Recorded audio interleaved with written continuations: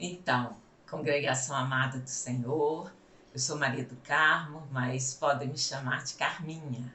Então, o que a gente vai ver hoje? Vamos refletir sobre ser uma nova criatura e viver uma nova esperança. O que será que isso tem a ver com a gente, né? Hoje, no nosso dia a dia. Então, para mim, isso é algo extraordinário. Falar de ser uma nova criatura, de ser gerada pelo Espírito Santo de Deus. Por quê? Porque Deus nos gerou de novo para uma viva esperança. Jesus, após ter sido crucificado, foi ressuscitado pelo poder do Espírito Santo de Deus. E quando ele subiu aos céus, nos enviou o Espírito Santo para viver em nós, recriando, gerando de novo o nosso espírito e nos dando poder para testemunhar de Jesus aqui na terra, o poder, né, de Deus e do Espírito Santo. Então, é algo assim muito extraordinário isso. E parece um chavão, né?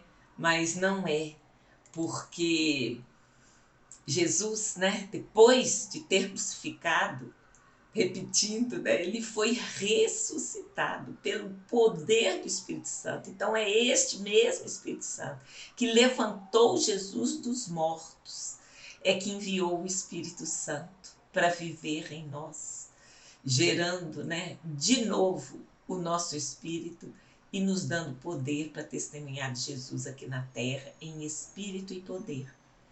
Mas neste intervalo que a gente ainda está aqui na terra, antes de nos reencontrarmos com ele nos céus, a gente vive uma vida aqui na terra e nela faz parte ter aflições.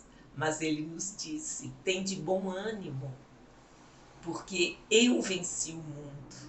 Então é nessa promessa que nós podemos viver uma nova esperança, porque Jesus conquistou isso para nós. Então, nós vamos refletir em cima do texto de Pedro, no capítulo 1, verso 3 a 6. Está escrito lá: bendito seja o Deus e Pai de nosso Senhor Jesus Cristo, que segundo a sua grande misericórdia nos gerou de novo para uma viva esperança pela ressurreição de Jesus Cristo dentre os mortos, para uma herança incorruptível, incontaminável e que não se pode murchar, guardada nos céus para vós, que mediante a fé estáis guardados na virtude de Deus para a salvação, já prestes para se revelar no último tempo, em que vós, né, grandemente vos alegrais, ainda que agora importa, sendo necessário que estejais por um pouco contristados com várias tentações. Vamos examinar esse texto por partes. Então, primeira coisa, vamos descobrir o que é misericórdia. Então, é um sentimento de dor e solidariedade com relação a alguém que sofre uma tragédia pessoal ou que caiu em desgraça. Então, misericórdia é dó, compaixão, piedade, mas aquela dó no bom sentido, não é aquela dó de desprezo, né, de humilhação, não. É uma compaixão, é se colocar no lugar. Então, assim, é essa misericórdia que Deus tem por nós. E qual que é a nossa tragédia? A gente decidiu se afastar de Deus. Como Ele não nos criou uma máquina autoprogramável, nós não somos uma inteligência artificial que, de acordo com o programador, vai se adaptando, mas de repente está debaixo da ordem daquele programador. Não. Deus nos criou, mas nos deu livre arbítrio. Nós podemos escolher, ainda que muitas vezes as escolhas sejam limitadas, mas nós temos essa capacidade de escolha. Então, a misericórdia é um ato concreto da manifestação deste sentimento. como o perdão, a indulgência, a graça, a clemência. Misericórdia divina é Deus perdoar os pecados, apesar das faltas cometidas. É a liberação do julgamento. Você não tem que pagar. É uma graça que Deus derrama sobre você. Para quê? Para a vida eterna. Já vimos em outras passagens que nossas atitudes têm consequências. A gente não faz uma coisa e depois, não, a misericórdia de Deus vai apagar. Não, ele apaga os nossos pecados quando a gente se arrepende e entra e passa a se relacionar com ele como pai. É uma relação biunívoca. Ele é pai, mas eu ajo como filha. Então, esta é a misericórdia que está disponível para nós. Agora, os nossos atos, escolhas, atitudes, elas têm consequências. Mas Deus é acima de qualquer um. Ele pode, às vezes, mudar. Mas está no controle dele, cabe a ele mudar ou não. Quanto a nós, fazer a nossa parte, né?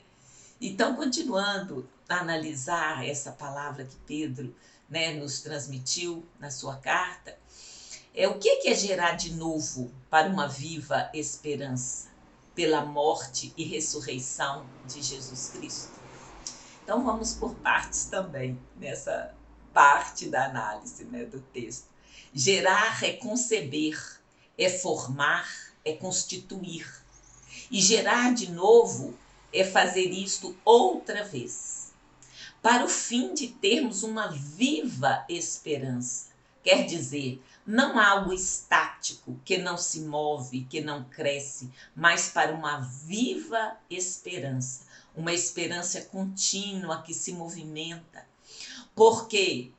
Porque Jesus vive, e ele vive porque um dia morreu por mim, mas ressuscitou. E por causa disso, o Espírito Santo nos gerou de novo. É por causa do sacrifício de Jesus. Essa nova vida vem através dele, não é pela minha força. Não sou eu que subo aos céus, é Deus que se abaixa até a pequenez do homem e com misericórdia oferece esta vida eterna para ele. Este é o sentido de sermos gerados de novo e termos vida nova em viva esperança em Jesus. Viva por quê? Porque ele ressuscitou e não morreu de novo. Lázaro ressuscitou, mas um dia ele morreu. Agora Jesus não. Ele ressuscitou, subiu aos céus, está sentado à mão direita de Deus Pai, aguardando aquele dia, aquela data que nós nos reuniremos de novo, Então, ele então nos traz uma viva esperança por causa do seu sacrifício na cruz. E o que é herança? A gente tem uma viva esperança na herança dele. Então, herança é um patrimônio deixado após falecimento, o que é transmitido por gerações anteriores. Então, Jesus já morreu, já nos transmitiu esta herança. O Espírito Santo já está disponível para quem de nós quiser acreditar em Jesus como Senhor e Salvador. E o que é incorruptível, incontaminável? Porque está dizendo que a nossa herança é incorruptível, incontaminável, que não pode murchar. Então quer dizer o quê? Que temos um patrimônio que é nossa própria vida para ser vivida em esperança e que está guardada para nós nos céus. Olha, Paulo também escreve aos Coríntios, no capítulo 15, verso 19. Se esperamos em Jesus Cristo só nessa vida, somos os mais miseráveis de todos os homens. Às vezes, os próprios cristãos são criticados porque eles não vivem aqui, eles só querem viver esperando o céu. A gente vive aqui sim. Quem é que vai falar que não tem que enfrentar o dia a dia da vida? Quem é que vai poder afirmar que o outro está vivendo fora de si? Não existe essa opção. Isso é uma é uma falácia, é uma imaginação, porque todos nós que estamos aqui na Terra, nós temos que lutar a nossa vida, dia a dia. Então, essa história de falar que a gente não vive aqui é uma falácia. Por quê? Porque a gente tem que viver, a gente tem que se alimentar, a gente tem que dormir, a gente tem que viver, se relacionar, né? E muitas outras coisas fazemos aqui na Terra. Mas Paulo, apesar de saber que a gente tem essa vida aqui na Terra, ele disse, olha, se você não tiver esperança na vida depois, você é o mais miserável de todos os homens. Então, em vez de ser uma crítica para nós cristãos, esperar na vida eterna é a certeza de que não somos miseráveis. Então, Paulo, ao dizer que se esperamos em Cristo só nessa vida, somos mais miseráveis de todos os homens. Porque a pessoa sem esperança é muito triste, é muito triste. E às vezes, né, as falácias, as conversas, a intenção do diabo é nos desviar desse caminho da vida eterna. Então ele faz de tudo, ele cria sofismas mentais, ele cria traumas emocionais, ele faz criar situações para nos afastar deste caminho, desta vida, né, que pode ser vivida aqui na Terra de forma razoável e no céu uma vida eterna, que só de ser eterna já é tremenda. Então, o diabo é que quer nos conduzir a essa vida miserável. Mas graças a Deus por Jesus Cristo, que nos amou primeiro, que nos escolheu, que se deu, morreu. E vocês sabem que essa morte de crucifixão é uma morte terrível, né? Hoje já está provado que suar sangue é uma verdade, tamanha angústia que ele viveu, né? Então, até o filme do Mel Gibson, né? Sobre a morte de Jesus, né? Vem até aí uma segunda edição, né? Mostrou, a partir de pesquisas, que deve ter sido realmente uma morte brutal. Mas ele sofreu por nós, por você. Então, é algo extraordinário a gente poder viver uma vida em novidade de vida e uma viva esperança. É uma esperança que não acaba, que não morre. É uma esperança que se renova a cada dia. E isto é maravilhoso. Porque é que esta vida está guardada para nós mediante a fé que temos na virtude de Deus. Então a gente fala, por quê? Por que há isso? Por que você acredita nisso? Que besteira é essa? Mas aí é porque nós vivemos aqui na Terra e passamos por muitas coisas e precisamos de fé para prosseguir. Olha o que a Bíblia diz sobre o que é a fé. Está lá em Hebreus 11:1, diz assim, ora, a fé é o firme fundamento das coisas que se espera e a prova das coisas que não se veem. Assim, a fé é o que nos move neste mundo. E não é só os cristãos. Eu gosto de fazer lembrança que todo mundo usa essa mesma categoria de fé. Porque você não foi à Lua para acreditar que o homem foi à Lua. Então, o mesmo princípio de fé, que é acreditar nas coisas que não se veem, que eles acusam os cristãos de terem de serem bobos, porque acreditam no que não viram, é essa mesma bobice que está presente em tudo. A ciência, uai, você não estava dentro do laboratório. Você acredita na veracidade porque aquela revista é famosa, porque aquele jornal é isso, aquele jornal é aquilo. Você também não viu. Você está dando credibilidade ao que a mídia mostra. Então, é a mesma categoria de fé. Se acredita também nas coisas que não se veem. Você não checa, não verifica pessoalmente tudo, não vai a todos os lugares para acreditar.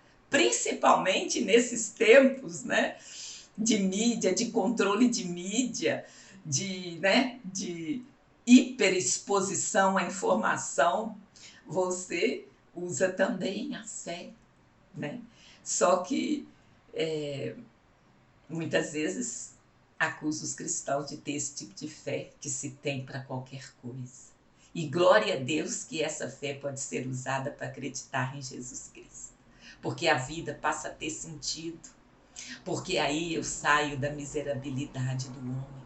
Porque se não há esperança, não há fé, não há sentido em viver. A fé é o que nos move. É a certeza que tudo que Jesus disse e viveu é verdade. E que ele nos ama e nos trouxe vida e vida em abundância. Sabe? Isso é extraordinário. Por que isso é importante? Porque precisamos de fé para poder nos alegrar nessa vida. Pois teremos aflições, mas Jesus disse, também está lá em João 16:33. Tenho-vos dito isso, para que em mim tenhais paz. Que coisa maravilhosa é ter paz. No mundo tereis aflições, mas tende bom ânimo, eu venci o mundo. Não desanime, porque a única característica que se repete nos vitoriosos é o não desistir. E Jesus está falando, eu venci o mundo. Desta maneira, Jesus está nos exortando a ter bom ânimo, a não desistir, a lutar, porque essa luta vai passar, o sofrimento vai passar, as dificuldades vão passar. Confie nele e ele fará. Esta é a promessa de Jesus. E está escrito que nenhuma palavra cai por terra que não se cumpra. Nenhuma palavra que foi emitida por inspiração do Espírito Santo cai por terra. E nós precisamos da fé para prosseguirmos e ainda sermos alegres, pois a alegria do Senhor aformoseia o rosto. Então, faz parte, é bom. E as pessoas, às vezes, com uma soberba tão grande, não quer exercer a fé em Deus, mas exerce a fé em tantas outras coisas. Mas é essa fé em Deus, em Jesus Cristo, seu Filho, essa fé que crê que Ele morreu, ressuscitou, viveu aqui 40 dias, subiu ao céu, está à direita de Deus Pai, né, aguardando a nossa união. Essa é a fé nesse Jesus é que faz com que a gente tenha paz, com que a gente se alegre, com que a gente vá passando pelas lutas, pelas dificuldades, que vá rompendo, que vá vivendo e vivendo uma vida em abundância, como foi a vida que Jesus preparou para nós. Ele morreu para que tivéssemos vida e vida em abundância. Então, voltando lá, né, Pedro, ele está falando que devemos nos alegrar pela promessa de Jesus, mas que a tristeza faz parte da vida, mas não é o principal e nem durará para sempre, vai passar, pois ele disse, um pouco contristados com várias tentações. Então vamos esclarecer aqui o que são tentações, né? Existe até site que fica lá se dedicando, em vez de acreditar em Jesus e viver aquela vida boa, fica gastando tempo para descobrir as contradições, as pseudo-contradições, porque estas contradições de quem aponta é porque não compreendeu a palavra. Mas aquele que busca, encontra. Se a pessoa tem sinceridade ao buscar essas questões, eu tenho certeza que Jesus vai ouvir, vai te, né, se você o quiser, ele está de braços abertos para você. Olha só, Tiago 1,14 fala, cada um não é tentado por Deus, ele é tentado quando atraído, engodado pela sua própria concupiscência. E o que é concupiscência? É um desejo forte, é um desejo exagerado que a pessoa tem. Está escrito que Jesus a ninguém tenta, mas são nossos fortes desejos, as concupiscências da vida, que acabam se tornando em nossas tentações. A gente começa a desejar uma coisa e de repente acha que não consegue viver sem aquilo. E se preciso for passar por cima, fazer coisas não recomendáveis, a gente vai por causa daquele desejo. Eu não consigo viver sem. E isso está recheado dessas atitudes na própria palavra de Deus. Eu não sei se vocês lembram, tem o caso de Amon e Tamar. Amon era o irmão por parte de pai de Tamar. E ele a desejou com um ardente desejo que ele fez toda a artimanha até ela ir na casa dele. E quando ela foi lá, ele pediu todo mundo que se retirasse e ele a estuprou. Um ato de violência extrema contra uma mulher. E aí a própria Bíblia escreve, mas foi a raiva que ele teve dela depois do que o amor que tinha. Então, é um exemplo forte, né? Mas que diz que a gente é atraído, engodado pelo próprio desejo forte. Às vezes a pessoa tem, né? Como eu já falei, um desejo que diz que não consegue viver sem. Depois que alcança, perde a graça.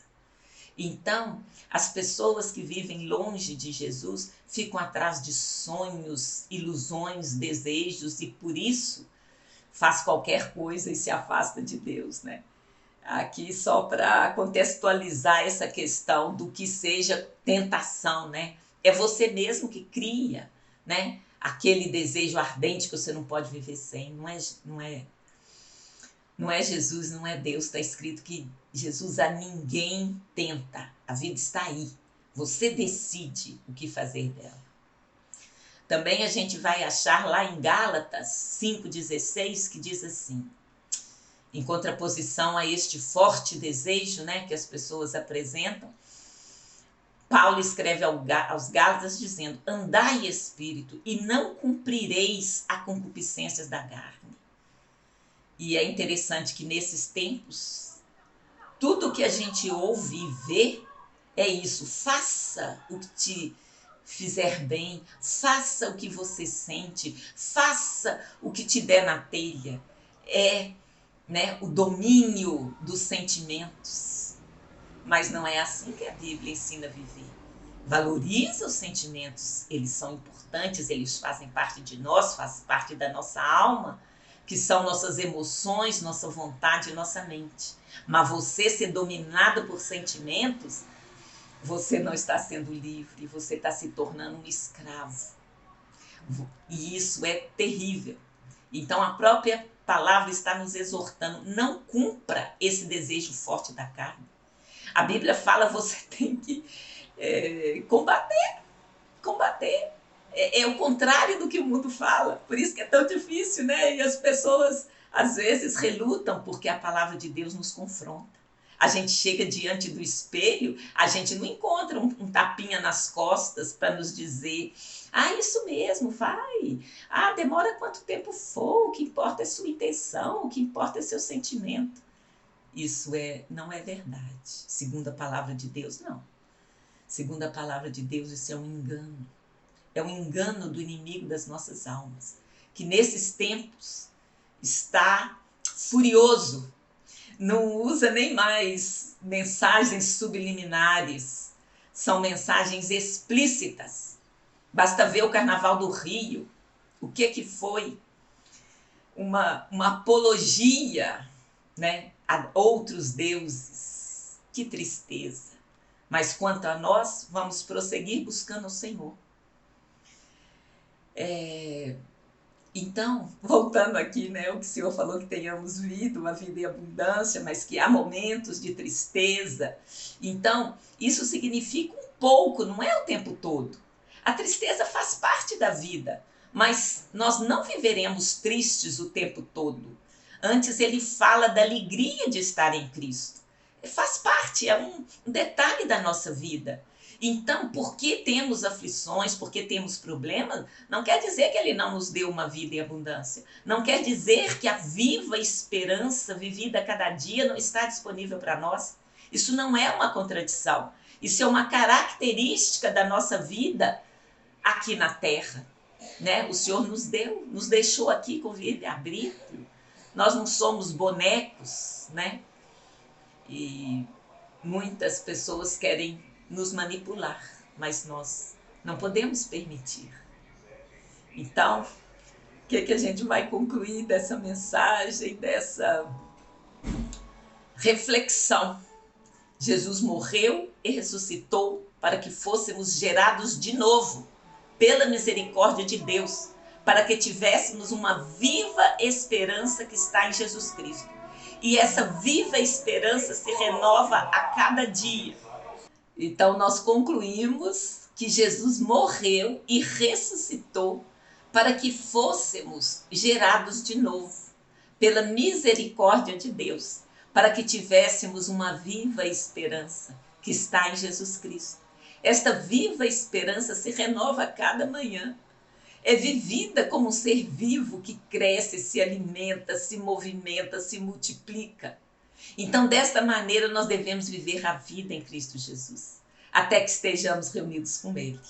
E como Paulo disse, se crescêssemos somente para esta vida, seremos os mais miseráveis de todos os homens. Mas Jesus nos resgatou da maldição da lei, Ele nos transportou do mundo das trevas para o mundo da luz, da verdadeira luz, para o mundo, né, de uma vida eterna, uma vida na presença do Senhor Jesus. Então eu queria deixar essa mensagem, né, para a gente refletir essa semana. Há uma viva esperança em que? Em Jesus Cristo, que Ele estará ao nosso lado, Ele nos ajudará, Ele nos renovou, nos criou de novo, nosso espírito foi recriado. Quando Jesus morreu e ressuscitou e subiu aos céus, o Espírito Santo veio fazer morada no nosso coração, recriou o nosso coração, para que a gente pudéssemos entender as Escrituras. E é sobre essas Escrituras que eu chamo sempre a atenção, para que nós possamos vivê-la, porque foi Jesus, foi o sangue dele que nos trouxe essa vida e essa vida em abundância, numa viva esperança, e ela se renova, né, a cada manhã, pelas misericórdias de Deus, pelo amor dele, pela compaixão dele. Ele se abaixou até nós. Não somos nós que nos elevamos, né, até chegar a ele. Então, como eu gostaria que você desse esse voto de confiança em Jesus, né? Então, a gente, né, como conclusão ainda posso dizer que a gente precisa da fé. E essa fé é a certeza das coisas que se espera e a prova de fatos que não se vê. Vemos com os olhos espirituais a operação de Deus em nossa vida, para poder nos livrar de todo o mal. Ele disse que neste mundo teremos aflições, mas tem de bom ânimo. Ele venceu o mundo e nós venceremos também. Então essa é uma palavra que a gente confia, né? Ele fala que as aflições acontecem, mas não durarão muito. Se estivermos vivendo a viva esperança que ele nos dá, então eu te pergunto a cada um de vocês que me ouve, e você? Você vive na viva esperança que Jesus provê para nós? Então, é uma escolha. Eu te convido, né? Se você ainda não conhece a Jesus como Senhor e Salvador, como Deus pessoal, você pode aplicar o que está escrito em Romanos 10, no capítulo de 8 a 10. Mas que diz? A palavra está junto de ti, na tua boca e no teu coração. Esta é a palavra da fé que pregamos, a saber, se com tua boca confessares ao Senhor Jesus e em teu coração creres que Deus o ressuscitou dentre os mortos, serás salvo. Visto que com o coração se crê para a justiça e com a boca se faz confissão para a salvação. Você pode orar agora, E crendo em seu coração, Jesus vai entrar em seu coração e viverá essa vida de esperança viva. Isso é uma promessa de Deus e ela vai se cumprir. Agora, se você já conhece a Jesus como seu Senhor e Salvador e quer se aprofundar nessa palavra, quer conhecer a Jesus para viver uma vida de viva esperança, eu te convido a fazer um estudo bíblico de descobrimento, que eu já falei antes, mas torno a repetir, né? É um tipo de estudo que eu aprendi num curso que eu fiz chamado Perspectivas. Então, você pode escrever para o meu e-mail, que é carminha47@gmail.com, e vamos combinar o dia e hora e como fazer. Então, Deus te abençoe. Abençoe a cada um de vocês. Tenha uma ótima semana, em nome de Jesus, o Messias de Israel, o Santo, né, o precioso nome de Jesus. E que você possa ter esse encontro real com Ele e viver uma vida de viva esperança. É o que eu desejo a cada um de vocês. No nome santo de Jesus, muito obrigado vocês que me ouvem. Compartilhe essa palavra, né? Clique lá no sininho, se inscreva no canal. Em nome de Jesus, muito obrigada. Até mais.